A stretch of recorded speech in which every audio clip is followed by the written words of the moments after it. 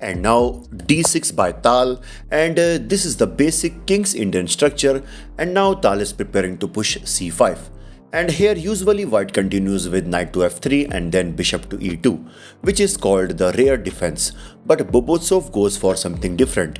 He pushed f3, which is known as the Semish variation, and it's a super aggressive system where white reinforces e4 and plans to launch a kingside pawn storm with either g4 and h4.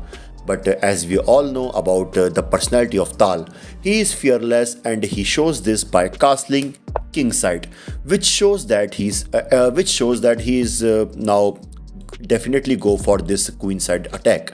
And now he develops his knight to e2, and guys, this is known as Bobotsov-Korchuni-Petrosian variation. And after that, finally Tal pushed c5. He attacks the d4 pawn.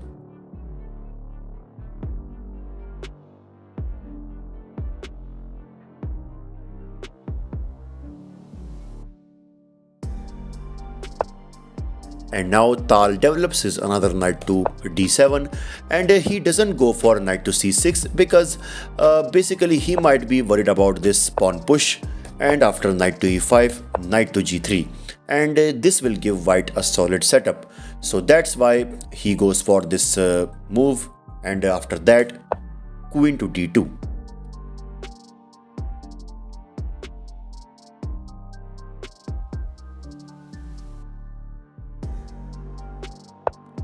And finally, Bobotsov mirrors Tal's fearless attitude, and he castled queenside, clearly telling Tal that he is not afraid of him.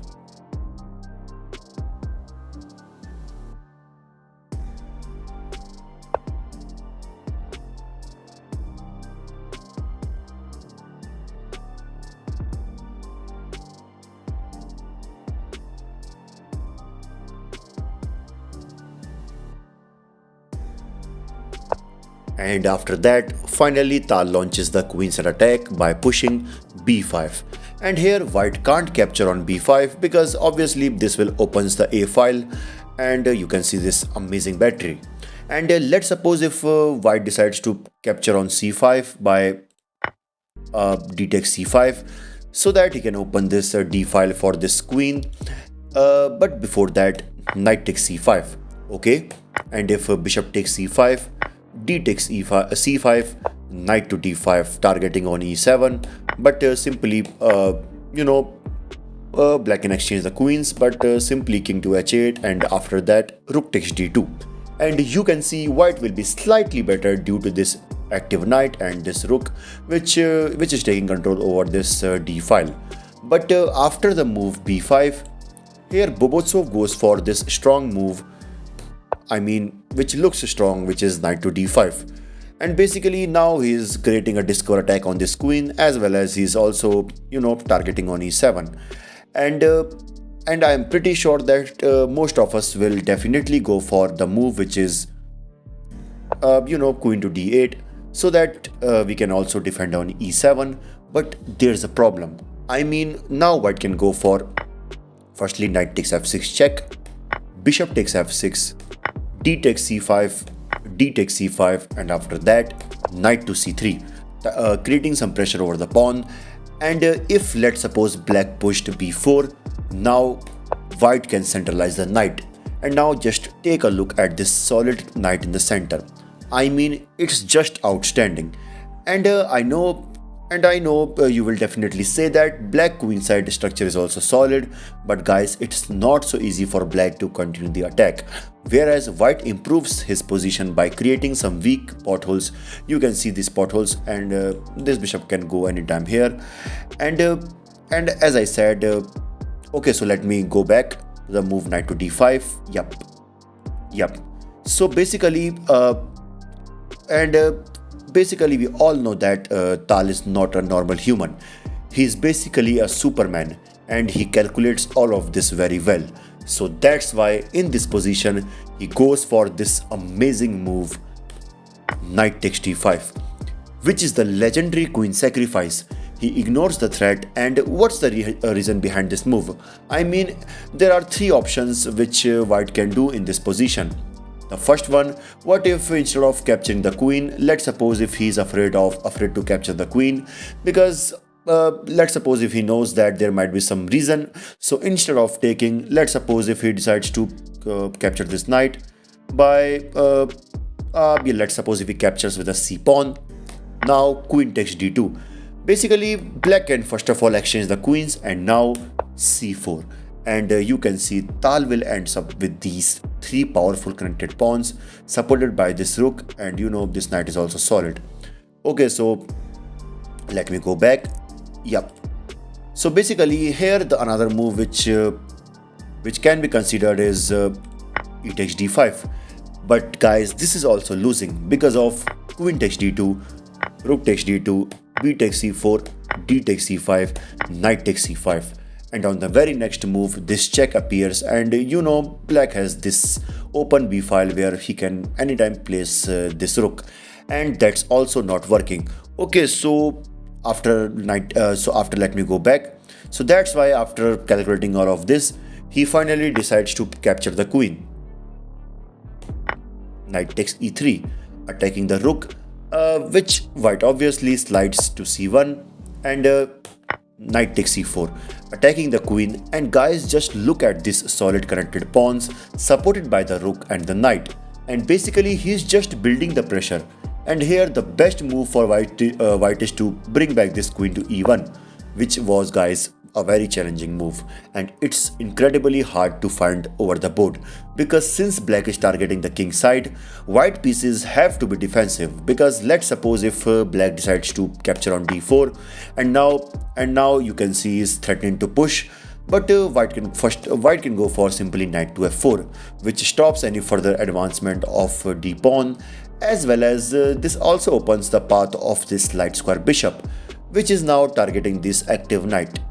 And let's suppose if he just supports the knight, simply knight to d3, and by this you can see white can somehow survive. But in the actual game, after knight takes c4, in this position here, Bobotsov decides to just give up the exchange. This is because after b takes c4, you can see now black pawn structures are gets destroyed. And now just to take a look at this position carefully. Materially, white has a queen for a rook and bishop, but all of the Tal pieces are buzzing with the activity, and the c4 pawn is like a dagger which is pointing at the white position. And here knight to c1, and guys, that's a mistake because he brings the knight all the way back to c1 just to defend the king. And basically by this move you can see white has no active counterplay left. Instead of this move, here the best move for white is to go for knight to f4, so that he can centralize the knight. And let's suppose if bishop takes d4, knight to e5, bishop to b3, and black is still better. This can be holdable for white if black makes any mistake.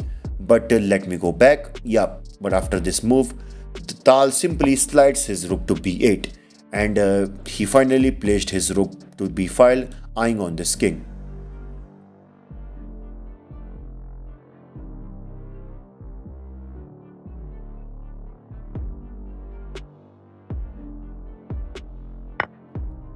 Okay, so as you can see now, it's a free pawn, but Tal simply goes for knight to b6, which attacks this bishop, as well as also opens the diagonal for this light square bishop. And now just take a look. I mean, Tal, every piece is participating in the attack. And I know some of you might be worried about the move bishop takes a6, but guys, believe me, this is not gonna work, because after bishop takes d4, bishop takes c8, and obviously you cannot capture the rook because of this undefended knight. But instead of recapturing here, black can continue with knight to c4, attacking the queen as well as targeting on b2, and you can see this is all over for white. Okay, so after knight to b6, bishop to b3,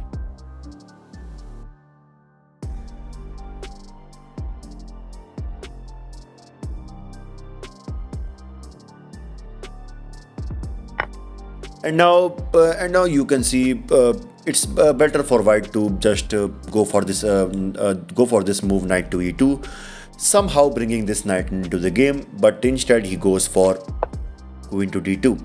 And the problem with that move is now Tal simply retreats his bishop to g7, and guys, that's a very beautiful retreat. Tal basically pulls his bishop back to g7, keeping it safe while maintaining the pressure.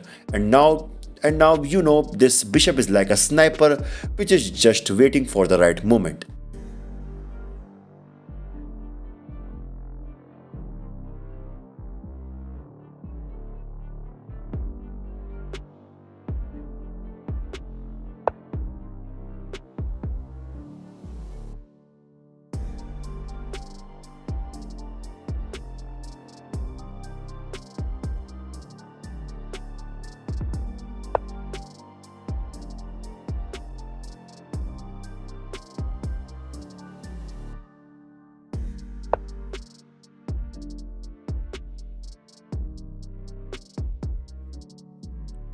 Okay, so now Tal goes for c3, which is another great move, and he basically sacrifices the pawn so that he can open the white king.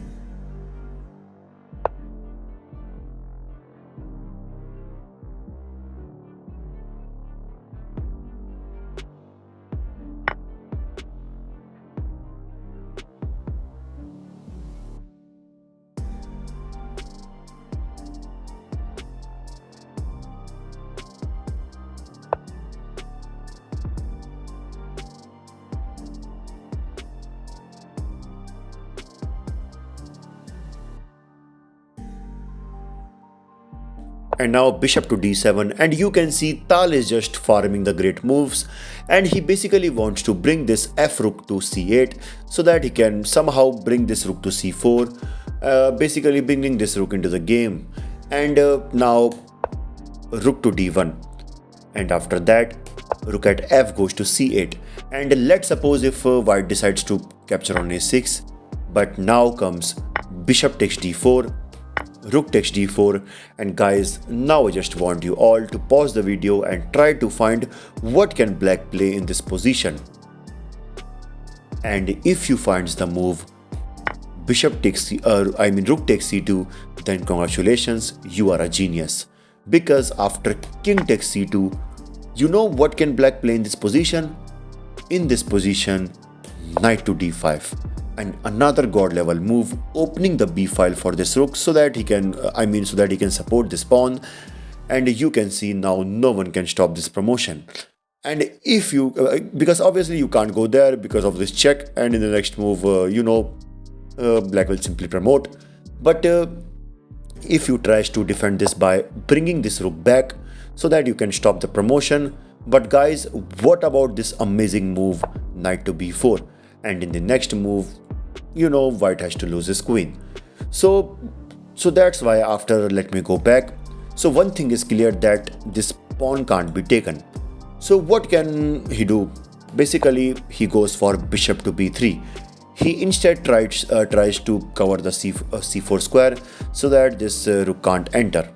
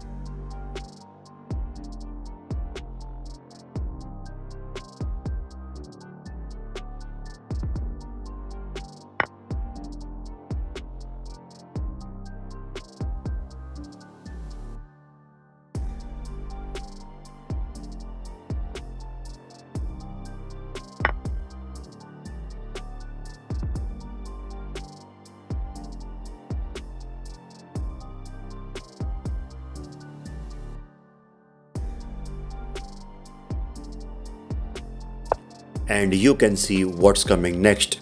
And to stop this, the only option for white is to just give up the queen, but instead he tries to stop this attack by queen to a3, and now Tal goes for this check.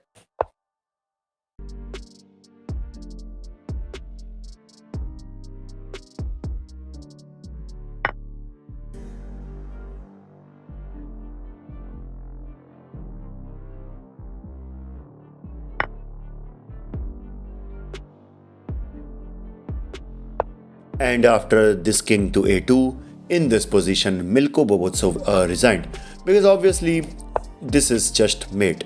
What an amazing god level game by Tal, and that's why he's known as magician of chess. Like this video and I will see you in the next one. This is your host Bison signing off. Bye bye.